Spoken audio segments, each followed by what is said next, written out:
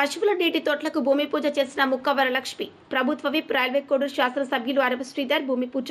వేసవి కాలంలో మూగజీవాలకు పశుగ్రాసంతో పాటు త్రాగునీరు అందించి వాటి దాహార్తిని తీర్చాలనే బాధ్యత ప్రతి ఒక్కరిపై ఉందని ముక్క వరలక్ష్మి రైల్వే కోడూరు శాసనసభ్యులు అరవ శ్రీధర్ అన్నారు. అనంతరం బావికాడపల్లి గ్రామ వాస్తవ్యులు కాపెర్ల రాఘవ ఆహ్వానం మేరకు వారి తమ్ముడు నాగేశ్వరరావు మరియు గీత సాంగ్యం కార్యక్రమంలో పాల్గొన్న ముక్కా వరలక్ష్మి ఎమ్మెల్యే అరవ శ్రీధర్.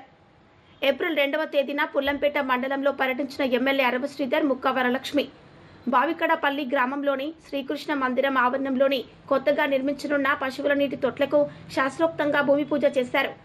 ఈ వేసవిలో మూగజీవాల దాహార్తిని తీర్చేందుకు కూటమి ప్రభుత్వం ముందస్తుగా పశువుల నీటి తొట్లను నిర్మిస్తోందని ప్రభుత్వ విప్ రైల్వే కోడూరు శాసనసభ్యులు అరవ శ్రీధర్ ముక్కా వరలక్ష్మి తెలిపారు.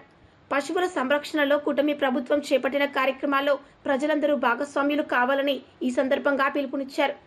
కార్యక్రమంలో స్థానిక కూటమి నాయకులు, కార్యకర్తలు, రైతులు, ప్రజలు పాల్గొన్నారు.